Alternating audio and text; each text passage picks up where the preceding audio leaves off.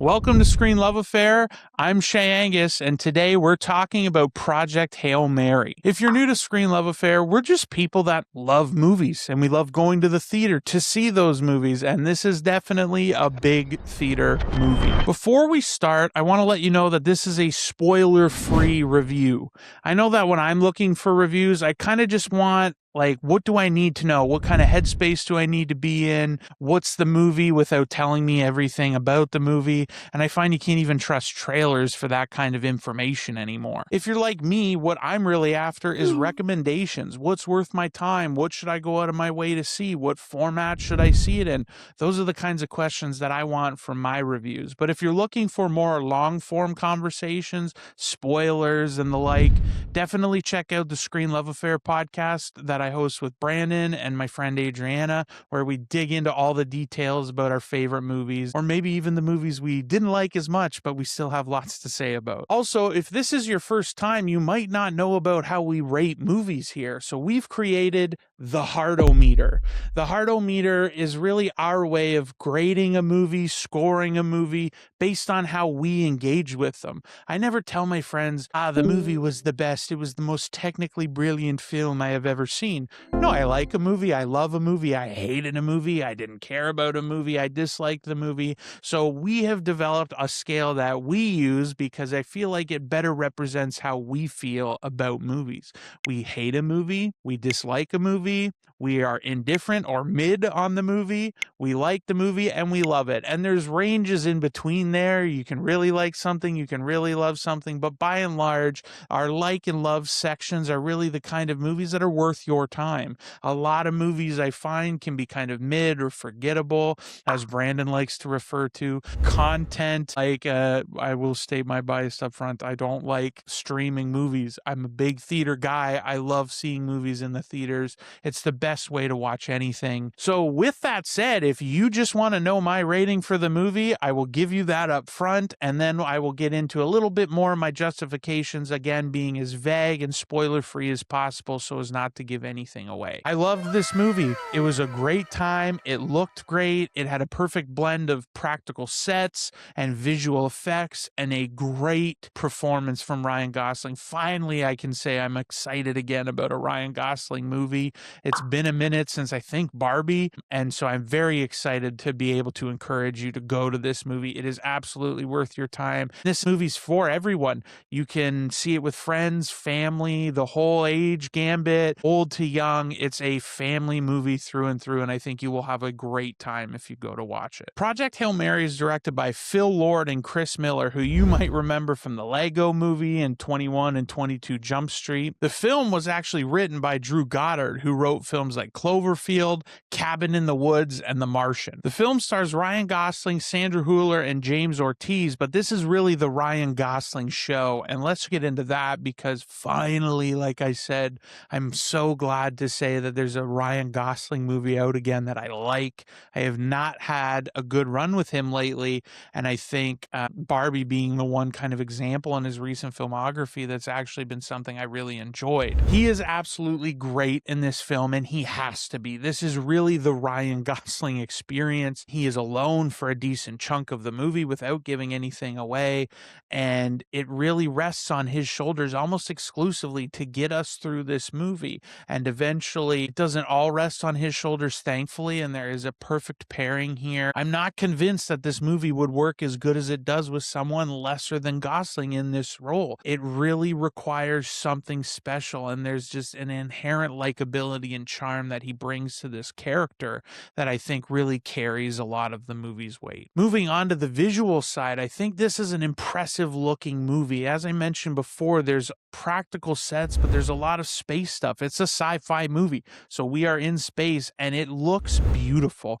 If you've heard our podcast, you might know that I am often critical of visual effects lately, but this is a huge exception to the rule. This movie looks great on every frame, I think, especially the digital stuff looks really good and convincing, and a lot more convincing than anything else we see, which is kind of important for a movie that is in space for so much of it. A cool aspect I want wanted to mention at this part, though, is the frame change. Now, normally, we've talked before, this can be kind of a gimmick. It can be overplayed. I didn't actually see this in IMAX first. I will be seeing it again in IMAX. I saw it at a Ultra AVX here in Canada, which was supported by Dolby Audio. So I was very excited to have the Dolby Audio experience because it is definitely the best, bar none. But they do a frame change thing here as it goes between different sort of periods in the story. And I thought that visual kind of transition they do is always really neat and interesting, but also thematic. And it's one of those uses of frame change that is actually sort of visually laid out for you. It's part of the story. It's something you can feel and experience, and you can tell that shift. And it's not just to say, hey, we're in the past, or hey, we're in the future. We know the time frame just based on the setting, but it's another visual cue that really, I think, adds to the overall experience of the movie. This actually brings me to the narrative structure of the film. Now, this is one of those situations where the movie jumps back and forth to different stories. There's only two different stories happening, but it does start ahead, and then there's a kind of a flashback portion of the film as well. And I thought this was actually done really well. It can be sort of tiresome if this is some way to like sort of spoon or trickle feed more of these a little bit of information for the audience at a time. And I feel like this was not telling a parallel story, but almost an accompaniment. It wasn't essential to cut back to understand why we were where we were in the future, but it was also just sort of unfold another part of the story. And I wonder if this is more because of the book itself that it's adapted from, that there's that way of like flushing out these other characters and this other story going on. It does feed into sort of the ultimate purpose of the film, and it is a way to give us more information without just overloading us at the beginning. But I thought it was done better than that, and there was a little more to it than that. And I really kind of enjoyed the way it went back and forth, felt very natural, and not like it was trying to, again, just use it as a plot device to trickle out certain information at key points of the story. I mentioned this being the Ryan Gosling show, and Sandra Hüller is probably the only other example of someone that I'd say is even definitely a supporting role, but really the only kind of prominent one. There's a few key players, particularly near the beginning of the film, that are really essential. But the other character, James Ortiz, that I mentioned before, plays, I don't want to talk about at all. If you've seen the trailers, you know who I'm referring to. I really hate trailers, honestly. I understand why they do it. They got to market, they got to sell the movie, but take my word for it. This is a movie that's worth your time, and don't watch the trailers, because I felt like it ruined a bit of the surprise for me that I feel like I would have had a little bit more of a joyful experience kind of having if I didn't know as much information as I did from the trailer. Overall, you will have a great time with this movie, and go to the theater. This is absolutely one of those ones that's an easy recommend to get the family together, go to the theater, bring friends, whatever you got to do. See this on the biggest screen you can with the most people possible. It will definitely be worth your time. The story has so much heart, and again, I'm being vague because I don't want to spoil anything, but I cried like 4 times in this movie. And I like to be able to confidently look into the camera and tell you that I don't cry often during movies, but I cry more often than I would care to admit. And if I go through my Letterboxd list and my physical media collection, it was one of those humbling moments where I realized I think I cry more at movies than I would like to admit.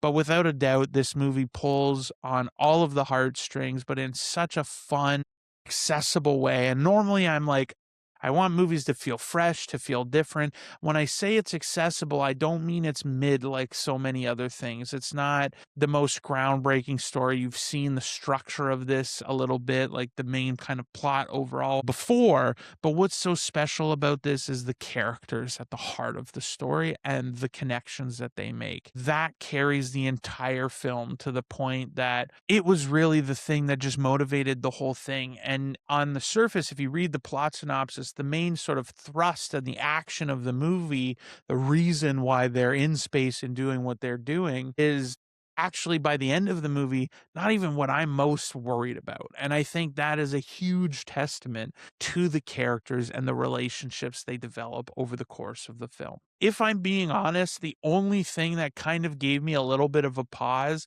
is it almost felt a bit Return of the King-esque in the number of points where I thought the movie could have reasonably ended. And there is a little bit of that symptom of like endingitis, where there's like 7 kind of ending beats. And it's not so much that there's like all these different endings. It's just points where I'm like, oh, I think this is it. And then it's not. Oh, I think this is it. And then it's not. Again, it doesn't add an incredible amount. Like, I didn't feel like the pacing, for example, was thrown completely off, but it did make it feel a little bit off towards the end of the film, where I felt like, okay, not that I was eager for it to end. It definitely wasn't the case. And I'm glad I didn't. Every beat they continued into, I was like, oh, thank God it wasn't the end. Thank God it wasn't the end. But it does kind of disrupt the flow of the movie a little bit as we come to that crescendo at the end of the film. So to put a bow on this review, it is an absolute love on the Heart-O-Meter. Please go see this movie. You will not regret it. Whether you want to read, watch, or listen, we've got you covered at Screen Love Affair. Check the description down below for the links to all of our socials, our website, and find all the content you could possibly want